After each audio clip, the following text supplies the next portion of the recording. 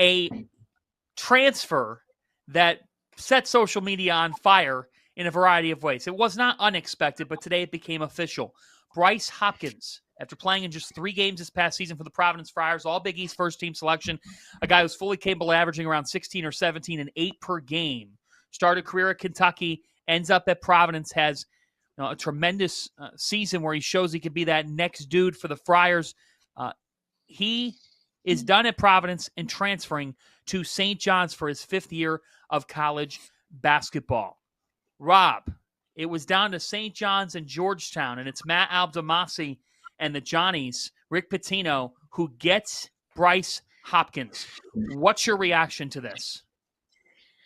A little disappointed because I love the drama that comes with the Big East, and I don't think you could have gotten more drama than Bryce Hopkins leaving Providence to go follow the former Providence coach to Georgetown.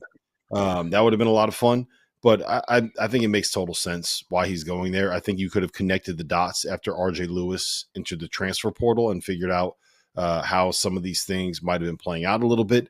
I think that when it comes to undersized fours that are tough as hell, that board, and that can also shoot, I think Bryce Hopkins is pretty perfect for what Rick Pitino would look for.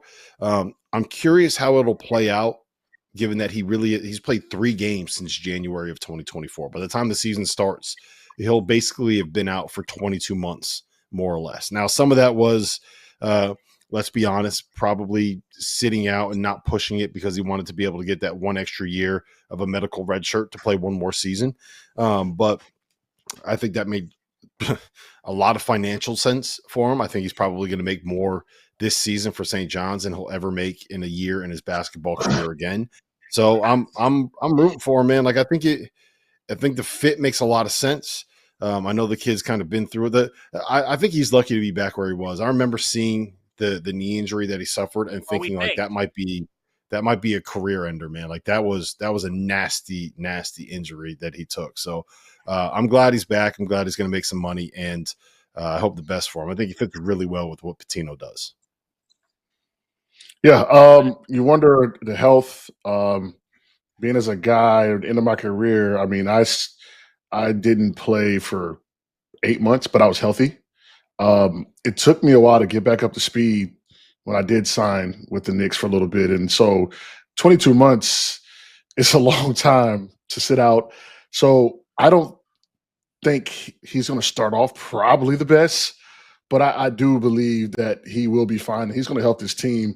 You just kind of wonder, how did St. John's go about seeing if he's healthy? Like, you know, Henson, when you miss that much time, like what goes? Is it like just the quickness? Is it the burst? Is it your wind? Is it like your touch, your ability to feel speed of the game, rhythm? Speed of the game, the rhythm. That's the biggest thing for me. Because see, I wasn't with an NBA team. I was working out by myself, and you know, my little trainer, God bless his heart, he's not an NBA trainer, not an NBA gym. I'm not playing with NBA guys, because even when you're out in the NBA, you're not playing. You're playing one-on-one every day. You're playing pickup. Like when I wasn't playing with the Bucks, I had to guard Michael Beasley every day. I was fine when I got back in the game. I promise. So, you know, hopefully he was practicing with them, working out with the guys. But if he is who he was, St. John's probably going to be right back where they left off. Yeah, St. John's to me is a top 5 to 8 team in college basketball right now if you were to start to assemble things for next year. And whether anybody wants it or not, there's going to be way too early rankings that come out next week, and St. John's should be in the top 10 because they have Zuby Ejiofor, they have Bryce Hopkins. You'd be hard-pressed to find a better front court on their best day. Hopkins at the 4, Ejiofor at the 5. Man, that's really, really talented. We'll see what other avenues they take.